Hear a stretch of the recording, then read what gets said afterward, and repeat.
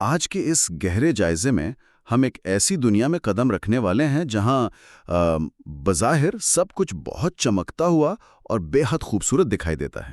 ہاں بالکل، ایک ایسی دنیا جو مکمل طور پر محفوظ لگتی ہے۔ صحیح کہا آپ نے۔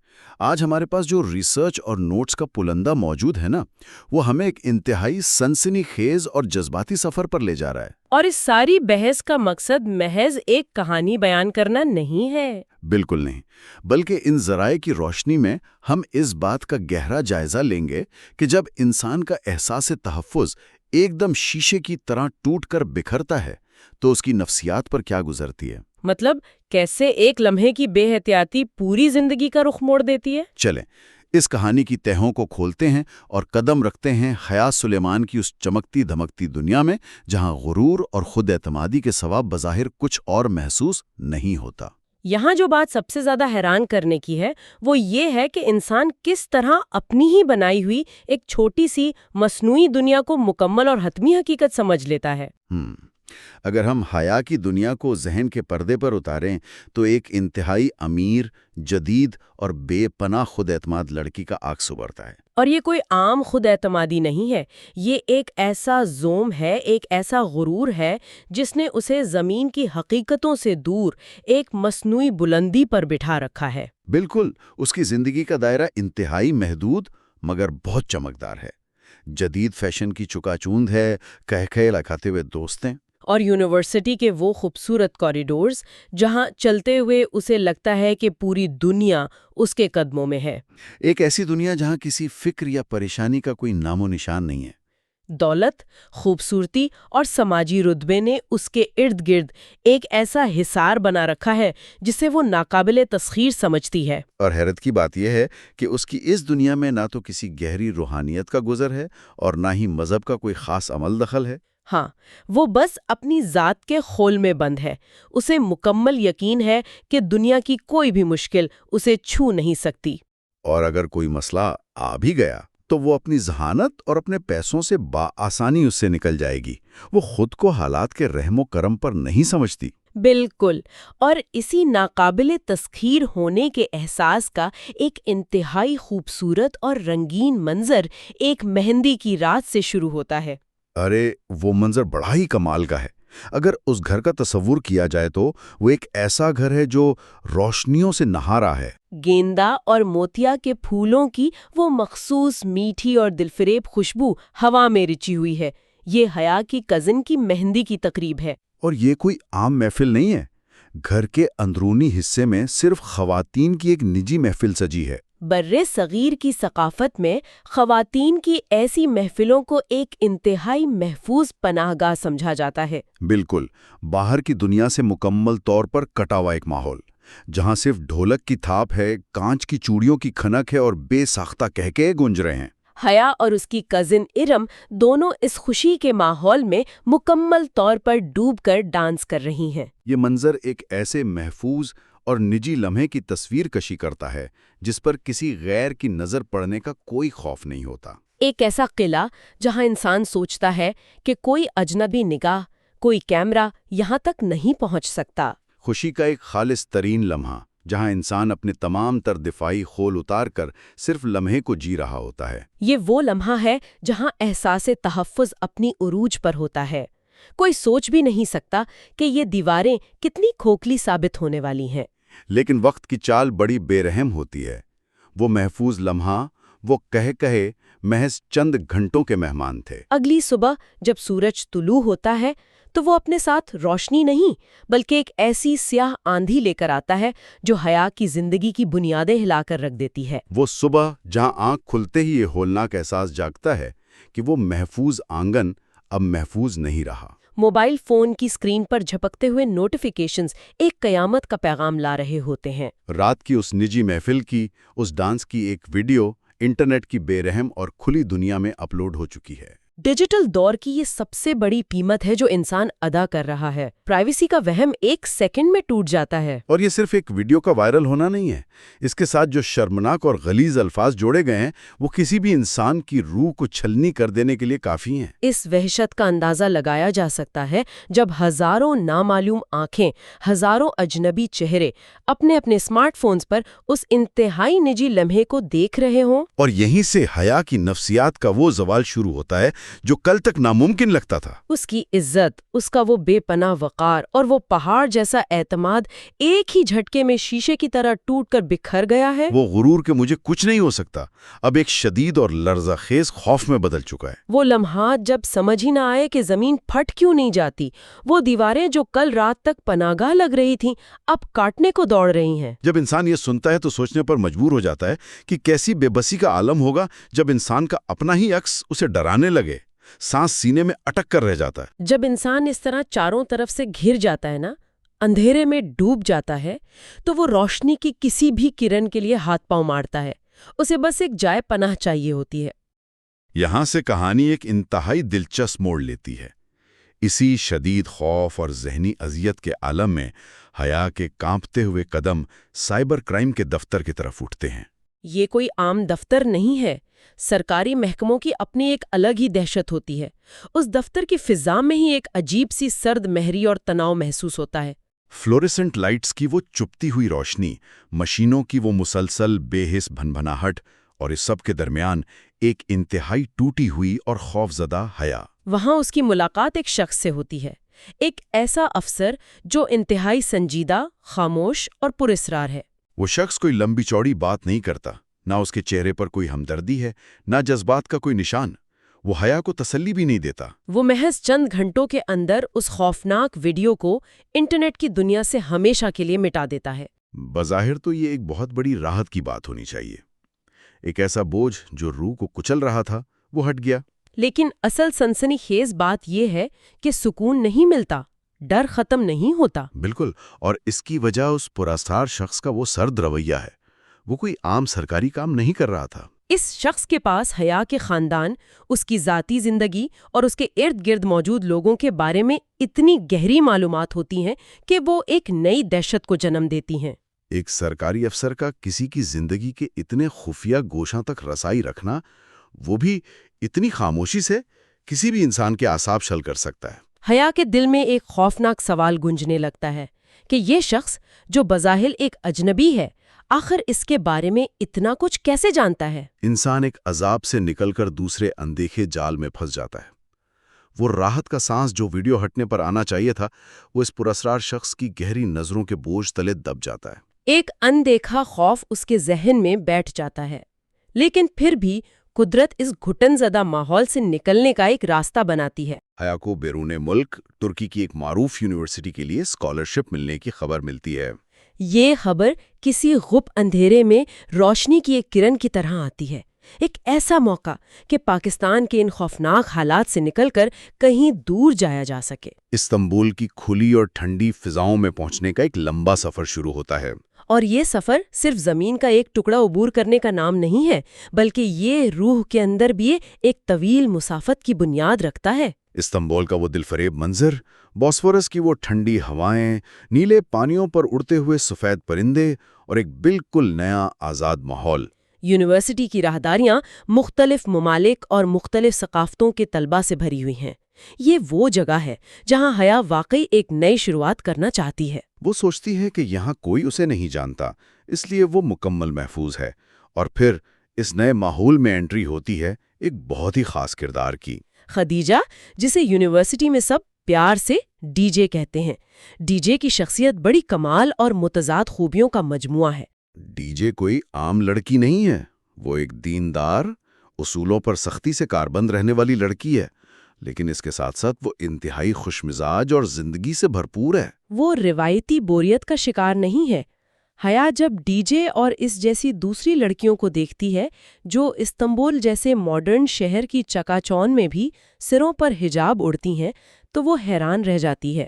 وہ دیکھتی ہے کہ یہ لڑکیاں اپنی زندگی ایک خاص اصول اور ایک پاکیزہ دائرے کے اندر ہنسی خوشی گزار رہی ہیں۔ اس کے اندر ایک عجیب سی کشمکش شروع ہو جاتی ہے۔ یہ ایک بہت اہم سوال پیدا کرتا ہے کہ کیا آزادی کا وہ مطلب جو حیا آج تک سمجھتی آئی تھی واقعی درست تھا؟ کیا وہ مادر پتر آزادی دراصل ایک ایسی قید تو نہیں تھی، ایک ایسا کھوکھلا پن تو نہیں تھا جس نے اسے ایک ویڈیو کے وائرل ہونے پر اتنا بے بس کر دیا تھا؟ کیا حقیقی آزادی کسی اصول کے تابع ہونے میں ہے، اور یہیں سے حیا کے اندر ایک شدید بے چینی اور تبدیلی کا وہ خاموش سفر شروع ہوتا ہے؟ ایک ایسی آواز جو بظاہر کسی کو سنائی نہیں دیتی، لیکن وہ اس کی پوری ہستی کو اندر سے بدلنے لگتی ہے، ایک طرح کی فکری بغاوت۔ وہ زندگی کو ایک نئے زاویے سے دیکھنے لگتی ہے، لیکن اس کہانی میں ایک طرف یہ روحانی اور فکری جنگ چل رہی ہوتی ہے اور دوسری طرف ایک نیا خوف جنم لے رہا ہوتا ہے۔ استنبول کی ان خوبصورت اور ہجوم سے بھری سڑکوں پر ایک عجیب سا خوف اس کا پیچھا کرنے لگتا ہے، ایک ایسا احساس جو اسے تنہا نہیں چھوڑتا۔ ترکی کی وہ آزاد فضا اچانک ایک دم گھٹنے والے احساس میں بدلنے لگتی ہے۔ یہ حصہ سب سے زیادہ سنسنی خیز ہے۔ اگر اس منظر کو تصور میں لایا جائے، استنبول کی سرد شامیں، دھند اور روشنیوں کا ملا جلا عکس۔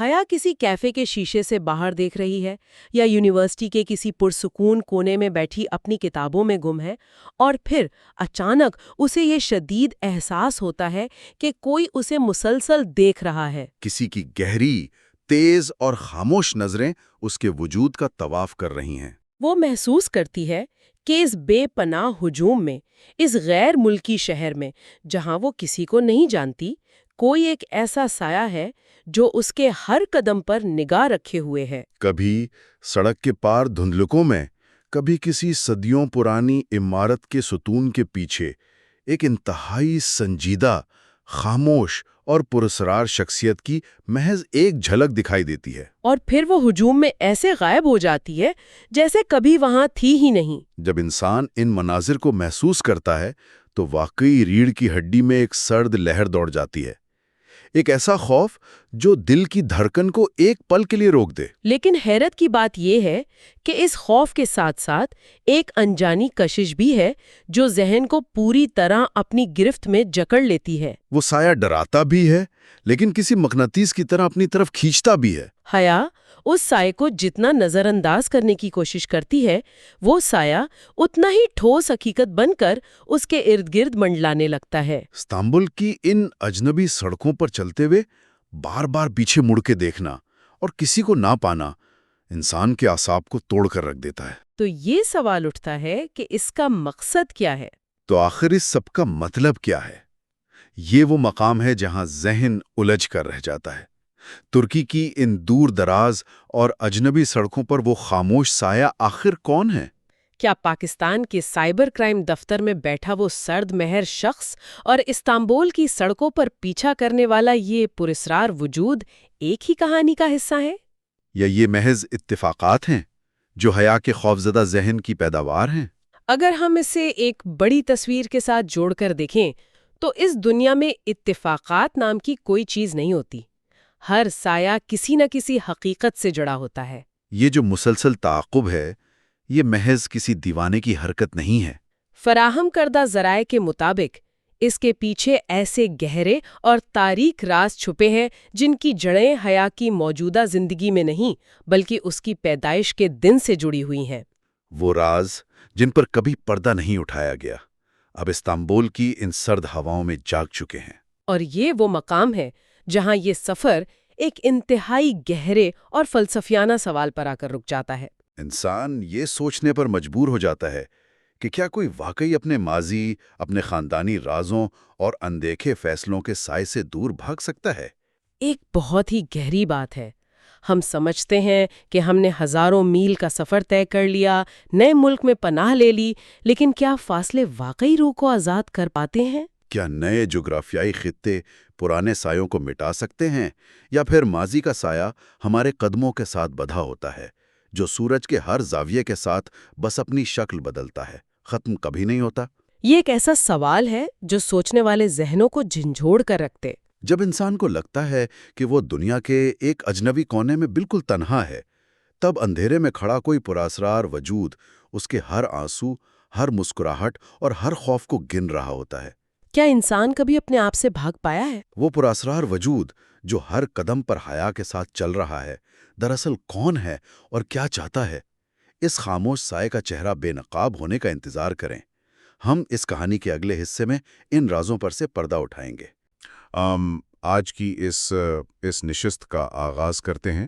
ہمارے سامنے جو نوٹس، مضامین اور ریسرچ کا انبار موجود ہے، اس کا مشن اردو ادب کی ایک انتہائی مشہور اور دل کو چھو لینے والی کہانی جنت کے پتے، اس کے دوسرے حصے کا گہرا مطالعہ کرنا ہے۔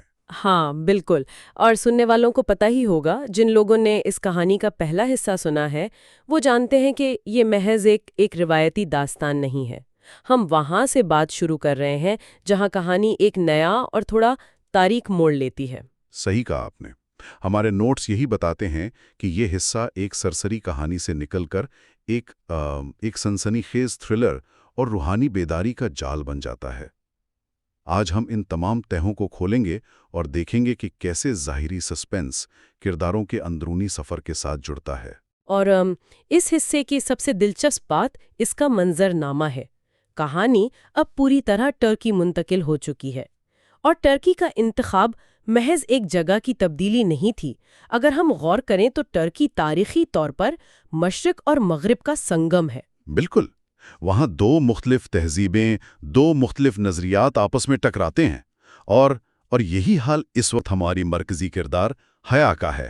ہاں، حیا کی زندگی ٹرکی کی ایک نئی یونیورسٹی، وہاں کی سرد فضا اور ان تاریخی عمارتوں کے درمیان ایک نئے مرحلے میں داخل ہو چکی ہے۔ وہ لڑکی، میرا مطلب ہے جس کا سارا دھیان صرف فیشن، آزادی اور دوستوں کی محفلوں پر تھا، اب ایک ایسی جگہ پر ہے جو اس کے اندرونی خلش کی عکاسی کر رہی ہے۔ یعنی مشرق اور مغرب کا یہ ٹکراؤ دراصل حیا کے اپنے اندر کا ٹکراؤ ہے۔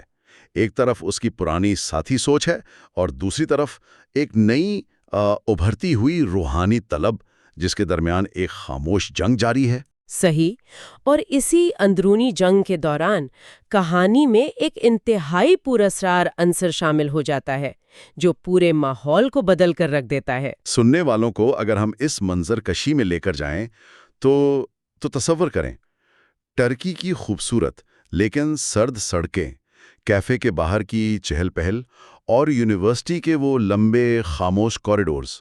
وہاں حیا کو مسلسل یہ احساس ہوتا ہے کہ کوئی اس پر نظر رکھے ہوئے ہے۔ ایک پراسرار سایہ، ایک بالکل خاموش شخصیت جس کی صرف ایک جھلک دکھائی دیتی ہے اور پھر وہ ہجوم میں کہیں غائب ہو جاتا ہے۔ اور عام زندگی میں دیکھیں تو اگر کسی نئے ملک میں آپ کو محسوس ہو کہ کوئی آپ کا پیچھا کر رہا ہے تو انسان خوفزدہ ہو کر پولیس کو بلاتا ہے یا گھر بیٹھ جاتا ہے، لیکن یہاں معاملہ تھوڑا مختلف ہے۔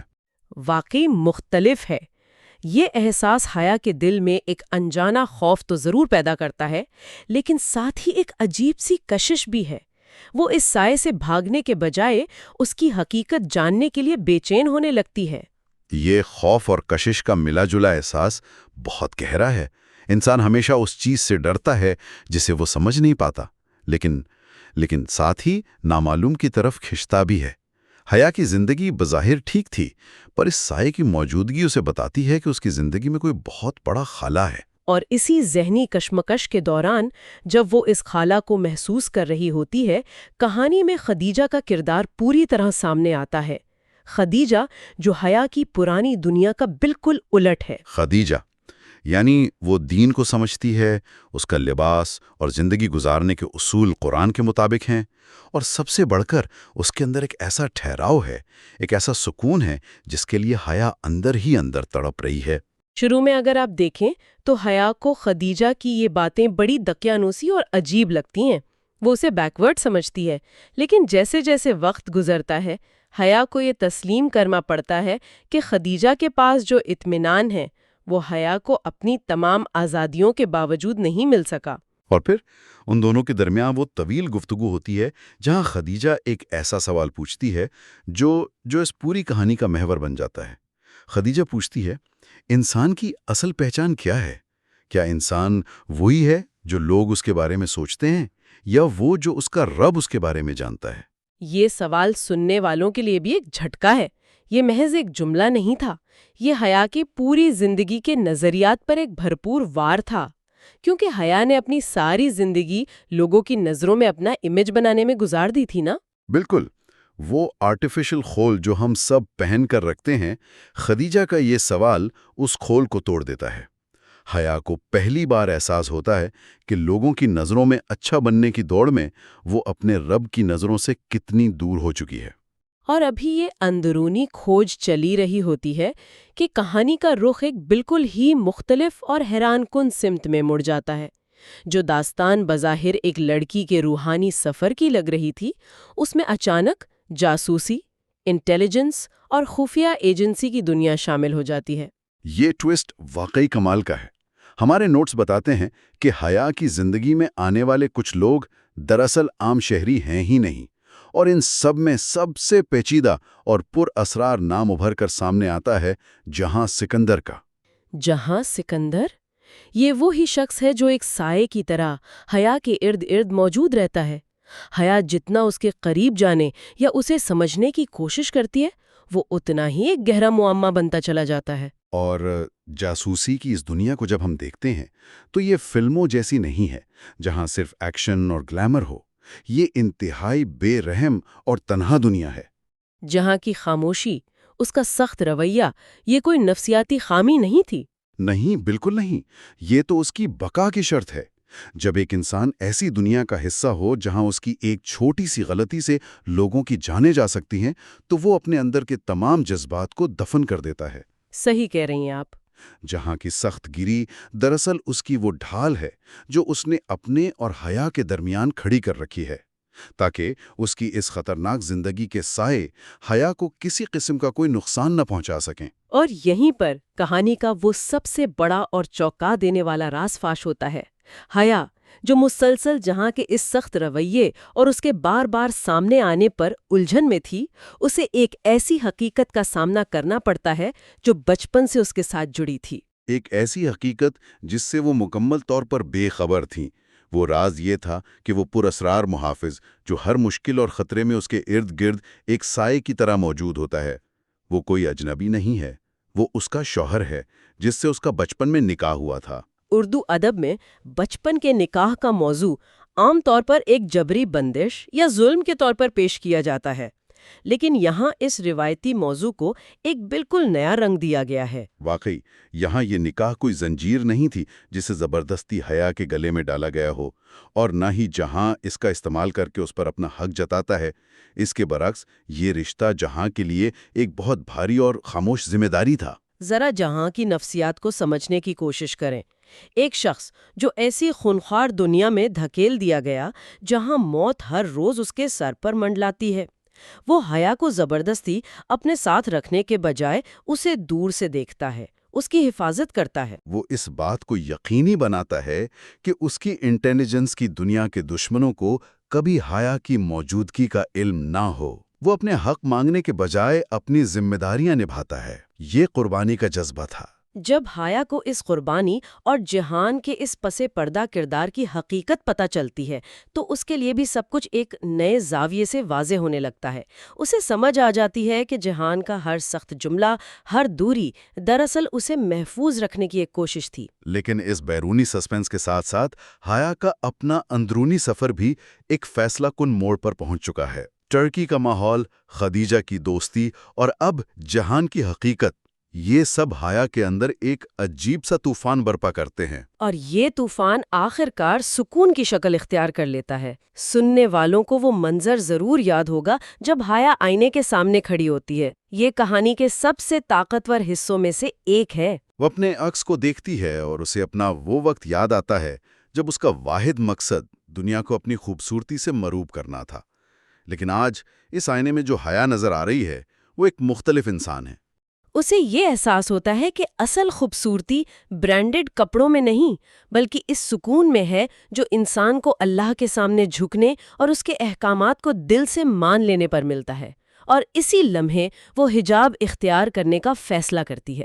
اور یہ فیصلہ محض ایک لباسی تبدیلی نہیں تھی، یہ حیا کی جانب سے معاشرے کے بنائے ہوئے جھوٹے پیمانوں کے خلاف ایک بغاوت تھی۔ یہ اس بات کا اعلان تھا کہ وہ اب اپنی اہمیت کا تعین اس بات سے نہیں کرے گی کہ لوگ اسے کس نظر سے دیکھتے ہیں۔ اس نے خدیجہ کے اس سوال کا جواب تلاش کر لیا تھا۔ اس نے دنیا کی نظروں کو چھوڑ کر اپنے رب کی نظر کو چن لیا تھا، اور یہاں جامان کا ری ایکشن بھی بہت اہمیت رکھتا ہے۔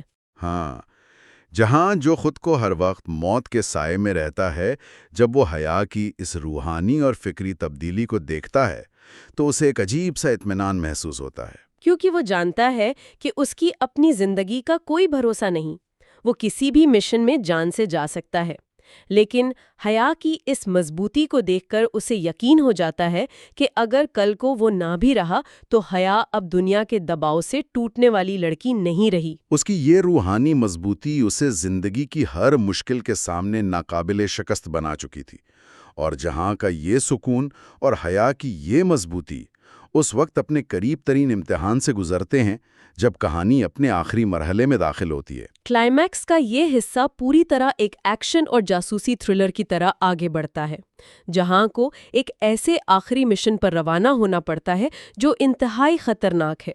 دشمن ہر طرف پھیلے ہوئے ہیں اور واپسی کے امکانات تقریباً نہ ہونے کے برابر ہیں۔ روایتی کہانیوں میں جب ہیرو ایسے خطرے کا سامنا کرتا ہے تو ہیروئن عموماً خوف زدہ ہو کر روتی دھوتی ہے، لیکن یہاں ہم حیا کے کردار کی وہ معراج دیکھتے ہیں جس کے لیے یہ ساری کہانی تیار کی گئی تھی۔ جب حیا کو اس بات کا علم ہوتا ہے تو بے شک انسانی فطرت کے تحت خوف ایک لمحے کے لیے اس پر حاوی ہوتا ہے، لیکن وہ اس خوف کے آگے ہتھیار نہیں ڈالتی۔ حیا کا یہ ری ایکشن دراصل توکل کی ایک شاندار اور عملی تشریح ہے۔ توکل کا مطلب یہ نہیں کہ انسان کو ڈر نہ لگے، بلکہ توکل یہ ہے کہ اس ڈر کے باوجود انسان اپنا بھروسہ صرف اللہ پر رکھے۔ وہ رو کر ہمت ہارنے کے بجائے جائے نماز بچھاتی ہے، وہ دعاؤں کا راستہ اپناتی ہے۔ اسے اس بات پر دل سے یقین ہے کہ جہاں کی زندگی دشمنوں کے ہاتھ میں نہیں بلکہ اللہ کے ہاتھ میں ہے۔ دوسری طرف جہاں اپنی پیشہ ورانہ مہارت، بہادری اور یقیناً حیا کی دعاؤں کے سائے میں ان تمام سازشوں کا جال کاٹ دیتا ہے، وہ دشمن جو ان کی زندگیوں میں زہر گھول رہے تھے بے نقاب ہوتے ہیں اور اپنے منطقی انجام کو پہنچتے ہیں۔ یہ کلائمیکس محض ایک ایکشن سین کی جیت نہیں ہے، یہ برائی پر اچھائی، سازش پر توکل اور خوف پر یقین کی جیت ہے۔ اس سارے سفر پر نظر ڈالیں تو یہ اندازہ لگانا مشکل نہیں کہ مصنفہ نے کس مہارت سے دو مختلف اصناف یعنی جاسوسی تھرلر اور روحانی سفر کو آپس میں گوندھ دیا ہے۔ یہ کہانی ہمیں بتاتی ہے کہ سچا رشتہ وہ ہے جو انسان کی خامیاں دور کرے، اسے اندر سے مضبوط بنائے اور سب سے اہم بات اسے اس کے رب کے قریب کر دے۔ حیا اور جہاں دونوں ہی خامیوں والے انسان تھے، لیکن حالات کی بھٹی سے گزر کر وہ بہتر انسان بن کر ابھرتے ہیں۔ اور میرے خیال میں اس کتاب کے عنوان جنت کے پتے کا اصل مطلب بھی یہی ہے۔ یہ محض ایک خوبصورت نام نہیں ہے بلکہ ایک بہت گہرا استعارہ ہے۔ جنت کے پتے ان انعامات، اس سکون اور پاکیزگی کی علامت ہیں جو انسان کو اس وقت ملتے ہیں جب وہ دنیا کے عارضی دکھاوے کا لباس اتار کر اللہ کی رضا کا لباس پہن لیتا ہے۔ جب انسان معاشرے کے بنائے ہوئے معیار کو ٹھکرا کر اس راستے کو چنتا ہے جو اس کا رب چاہتا ہے، تو اس کے دل پر جو سکون کی کیفیت طاری ہوتی ہے وہی دراصل اس کے حصے کے جنت کے پتے ہیں۔ اس تفصیلی گفتگو کو سمیٹتے ہوئے کہانی کے اس پورے پس منظر سے ایک نیا پہلو ابھر کر سامنے آتا ہے جس پر سننے والوں کو ضرور غور کرنا چاہیے۔ آج کا دور جو سوشل میڈیا اور ہر چیز کو ظاہر کرنے کا دور ہے، جہاں ہم اپنی چھوٹی سے چھوٹی نیکی، اپنی ہر قربانی اور ہر کامیابی کو فوراً دنیا کے سامنے پیش کر دیتے ہیں تاکہ لوگ ہمیں داد دے سکیں۔ ایسے میں جہاں کے کردار کی وہ خاموش ذمہ داری ہمیں ایک بہت مشکل سوال کے سامنے لا کھڑا کرتی ہے۔ سوال یہ ہے کہ کیا ہم نے آج کے دور میں اچھائی کو خاموشی سے کرنے کا فن کھو دیا ہے؟ کیا ہم میں یہ حوصلہ باقی ہے کہ ہم کوئی ایسی نیکی کریں، کوئی ایسی قربانی دیں جس کا علم صرف اور صرف ہمیں اور ہمارے رب کو ہو؟ یہ ایک ایسا سوال ہے جو واقعی کتاب کے صفحات سے نکل کر سیدھا ہماری آج کی زندگی پر لاگو ہوتا ہے۔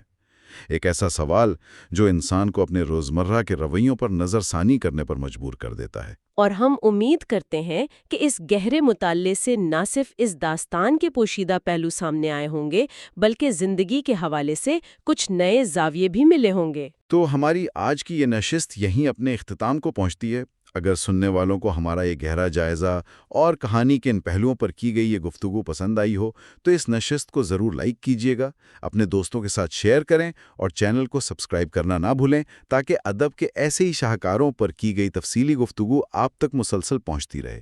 ملتے ہیں اگلی نشست میں کسی نئے موضوع کے ساتھ، تب تک کے لیے اپنا خیال رکھیے گا۔